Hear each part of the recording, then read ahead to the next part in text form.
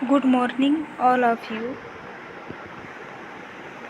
आज हम लोगों की चर्चा का विषय है मंगलाचरण।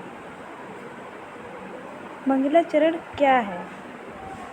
मंगलाचरण का अर्थ, मंगलाचरण के प्रकार, मंगलाचरण कब कब लेखक करता है और मंगलाचरण करने का उसका उद्देश्य क्या है।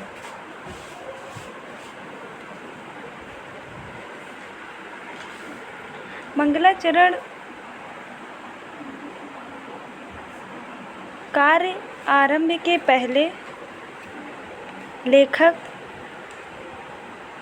के द्वारा की जाने वाली मंगल स्तुति और मांगलिक मंत्र को ही मंगलाचरण कहते हैं।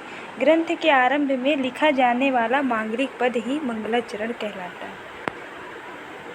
मंगलाचरण का तात्पर्य यहाँ मंगल से है कि हम किसी कार्य को प्रारंभ करने जा रहे हैं, किसी कार्य को करने जा रहे हैं तो वो कार्य समाप्ति मंगलमाचरित होना चाहिए। अर्थात हमारा जिस कार्य को हम शुरू कर रहे हैं उसकी समाप्ति क्या हो, मंगलमयी हो। उसकी समाप्ति ऐसा बिना किसी विघ्न और बिना किसी बाधा के हो जाए। ये हमारी भारतीय संस्कृति किसी भी कार्य को प्रारंभ करने से पहले मंगलाचरण करना भारतीय संस्कृति की एक महत्वपूर्ण विशेषता है। यही कारण है कि प्रत्येक ग्रंथकार अपने ग्रंथ की निर्विघ्न समाप्ति के लिए ग्रंथ आरंभ में सबसे पहले मंगलाचरण करता है। किसी भी कार्य को करने से पहले हम लोग सबसे पहले अपने इष्ट को याद करते हैं, अपने देवताओं आदि की स्तुति करते हैं। तो लेखक भी यदि अपनी ग्रंथ को लिखता है, लिपिबद्ध करता है, तो सबसे पहले वो क्या करता है, अपने ग्रंथ की पूरी होने की मंगल कामना करता है कि आज मैं जिस ग्रंथ को लिख रहा हूँ वह बिना किसी के बाधा के इसका अंत भी क्या हो, मंगलमयी हो।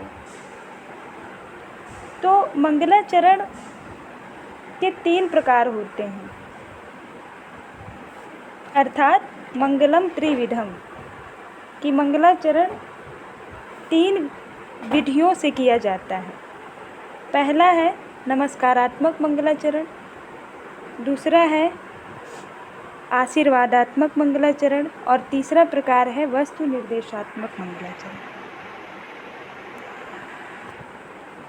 नमस्कारात्मक मंगलाचरण में लेखक अपने पूज्य देव, जिसको वो मानता है, जिसका वो उपासक है, उनको नमस्कार करता है। जैसे कि करुण रस के प्रसिद्ध विद्वान महाकवि भवभूति, वो क्या करते हैं, उन्होंने 3 नाटकों की सृष्टि की है, 3 नाटकों को लिखा है। उसमें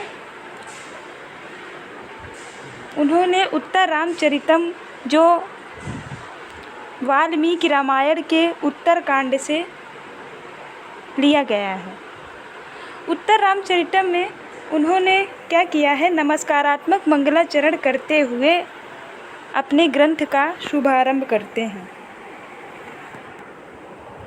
वो कहते हैं, इदं कविभ्यं पूर्वो भयो नमो वाकं प्रशास्महे विन्देम देवतां वाचं वाणी अमृतात्मनः कलाम्। कहते हैं, इदं कविभ्यं पूर्वो भयो, मैं अपने से पहले अपने पूर्ववर्ती कवियों को क्या करता हूँ, नमस्कार करता हूँ। वाल्मीकि, व्यास आदि जो हुए इनके पहले, उनको नमस्कार करता हूँ। फिर उसके बाद देवताओं की सनातनी देव रूपणी वाणी, अर्थात की वाग देवी को हम प्राप्त करें, ऐसी हम प्रशास्महे ऐसी मैं कामना करता हूँ।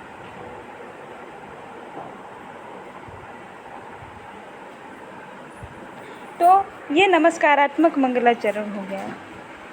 भारतीय परंपरा के अनुसार ग्रंथ के पहले नाटक की निर्विघ्न परिसमाप्ति के लिए नमस्कारात्मक मंगलाचरण करते हुए महाकवि भवभूति कहते हैं कि हम सर्वप्रथम अपने पूर्ववर्ती काव्यकार जो व्यास हैं, वाल्मीकि हैं, इनको प्रणाम कर यह कामना करते हैं कि हम सरस्वती हमारे मन मंदिर में सदैव प्रकाशित होती रहें, जिससे कि हमारे अंतःकरण में नवोत भावनाओं और अर्थों का परिस्फुरण हो सके। वह प्राचीन कवियों के ग्रंथों के अनुशीलन से ही संभव है, अतः सर्वप्रथम उनको प्रणाम करना ही उचित है। तो ये क्या है? नमस्कारात्मक मंगलाचरण का एक उदाहरण है। अर्थात नमो वाकम प्रशास में है, यहाँ पर नमः शब्द आया है। तो इससे ये पता चल रहा है कि लेखक ने इसमें नमस्कारात्मक मंगलाचरण किया है।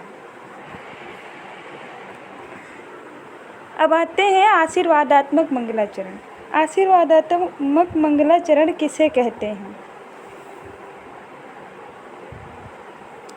जिसमें किसी प्रिय व्यक्ति व ग्रंथ के अध्येताओं के लिए मंगल कामना करता है, वह आशीर्वादात्मक मंगलाचरण कहलाता है। आशीर्वादात्मक मंगलाचरण का सबसे अच्छा उदाहरण है महाकवि कालिदास की अभिज्ञान शाकुंतलम। अभिज्ञान शाकुंतलम उनका एक नाटक ग्रंथ है जो 7 अंकों का है। उसके पहले अंक में, क्योंकि मंगलाचरण क्या होता है, हमेशा पहले होता है। मंगलाचरण लेखक 3 जगह कर सकता है, आदौ मध्य अंते च। पहले करता है, बीच में करता है, और जब उसकी ग्रंथ की समाप्ति होने लगती है, अंत आता है, इति आती है, तो वहाँ पर मंगलाचरण करता है।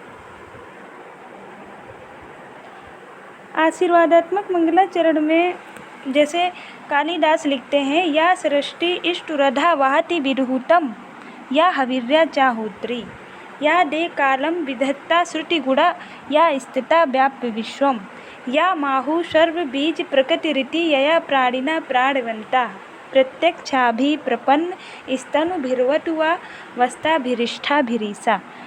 वो कहते हैं कि जिस सृष्टि को ब्रह्मा ने सबसे पहले बनाया है, वह याग जो विधि के साथ दी गई हवन सामग्री ग्रहण करती है, वह होता जिसे यज्ञ करने का काम मिला है।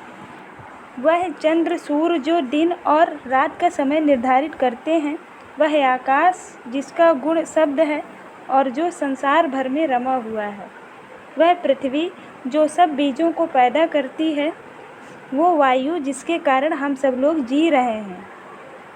यहाँ पर हम सब लोग की बात आ गई। तो सूर्य, चंद्रमा, आकाश, पृथ्वी और वायु जो सामने भगवान शिव सबको दर्शन देते हैं, वो भगवान शिव आपका कल्याण करें। तो ये आशीर्वादात्मक मंगलाचरण का एक उदाहरण हो गया। अब आते हैं वस्तु निर्देश मंगलाचरण का तीसरा प्रकार है वस्तु निर्देशात्मक मंगलाचरण। वस्तु निर्देशात्मक मंगलाचरण उसको कहते हैं जिसमें लेखक सीधे किसी विषय वस्तु पर फोकस करता है,